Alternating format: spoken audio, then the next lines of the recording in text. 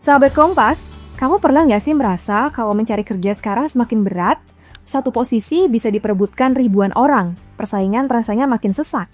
Lalu, bagaimana sebenarnya kondisi ketenagakerjaan saat ini? Dan bagaimana pencari kerja harus beradaptasi menghadapi kenyataan ini? Yuk kita bahas.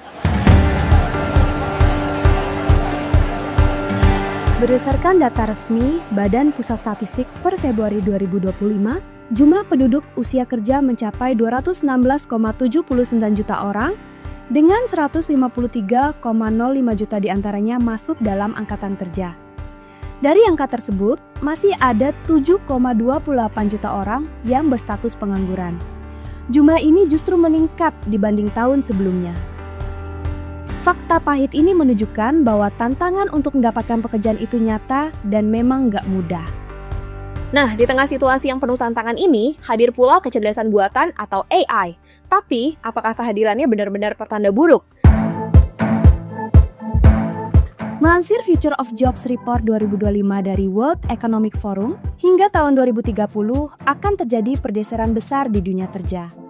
Sekitar 92 juta pekerjaan rutin diproyeksikan hilang, terutama yang mudah digantikan teknologi, seperti kasir, petugas administrasi, hingga pekerja lini produksi.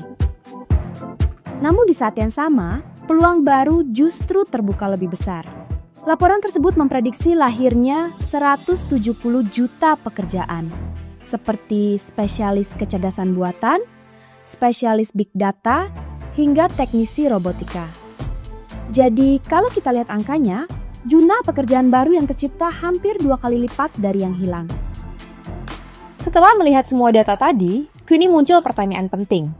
Apa langkah yang perlu kita siapkan untuk menghadapi perubahan ini? Masih mengacu pada laporan World Economic Forum, ada 3 hal utama yang bisa jadi pegangan. Pertama, jadilah pembelajar seumur hidup. Di era yang terus berubah, ijazah saja tidak cukup. Perbarui keahlian lewat kursus singkat, sertifikasi, atau pelatihan yang kini mudah diakses. Kedua, kuatkan kemampuan yang membedakan kita dari mesin.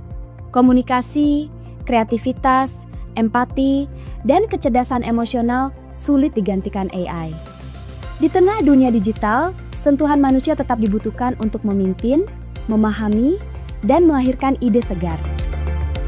Ketiga, anggap AI sebagai mitra, bukan ancaman. Kuasai aplikasi berbasis AI untuk menunjang produktivitas. Pada akhirnya, kita sendiri yang menentukan masa depan dunia kerja. Kuncinya adalah beradaptasi dengan perubahan agar bisa bersaing di masa depan. Bagaimana menurut sahabat Kompas? Keahlian apa yang sedang kamu persiapkan untuk menghadapi era baru ini? Bagikan di kolom komentar ya!